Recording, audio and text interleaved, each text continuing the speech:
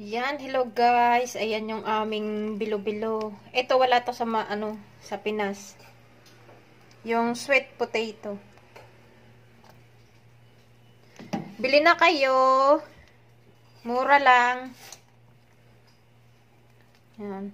Yung kulay purple. Sweet potato yan guys. Mga marites, sinong may gusto, pumunta.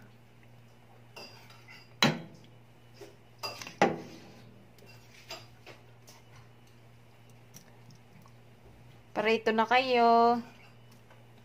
Mga marites. Dadamihan ko na yung akin.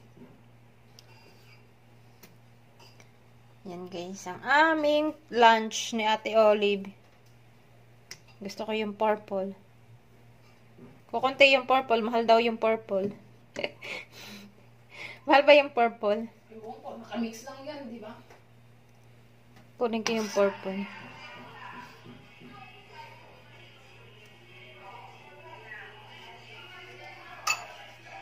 Guys.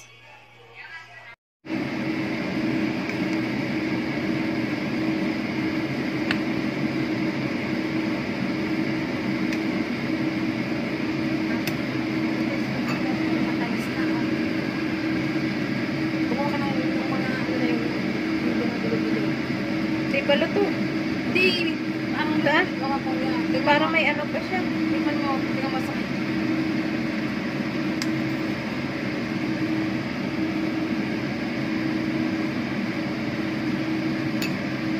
Tingnan mo yung sabaw kung... Okay na. Tingnan mo yung sabaw kung ano lasa. Kunting kulo na lang. Kunting kulo.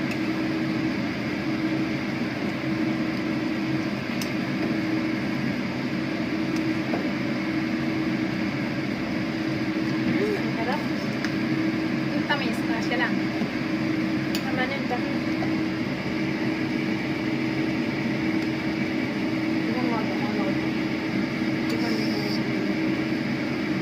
Sweet potato. sweet potato. Hindi naman siya hindi siya matamis. Hindi na. May lasang luya ba? Sabi ni Pirna, yung sa ganito daw, maglalasang luya. May lasang luya ba? Wala naman talaga. Kamote. Luto na ba yung mga ano? Luto na siya. Konti kulo na lang. Luto natin.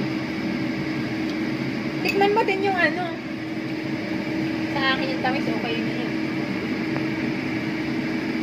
Kukunti yung purple, no? Konti. Baka mas mahal yung purple.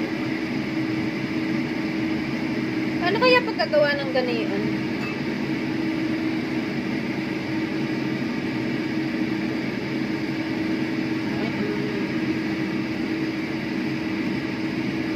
Alam ko na pala, yun pala ang bibilhin ko. Kahit isa lang nun, ano?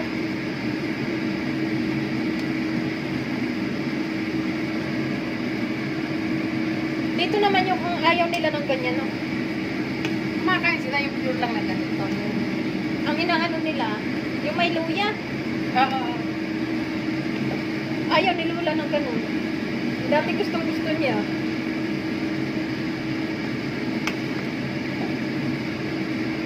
Ayan, nag-ano kami, pilo-pilo. At mainit. Sa mainit. Ay, malamig na panahon pala.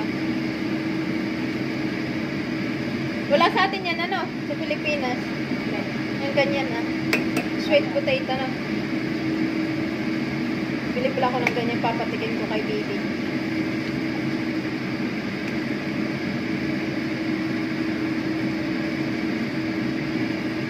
Kailangan pala halo-haloin talaga siya. Kasi didikit. Susunod. Ano yan? Okay na yan. Malapot pa.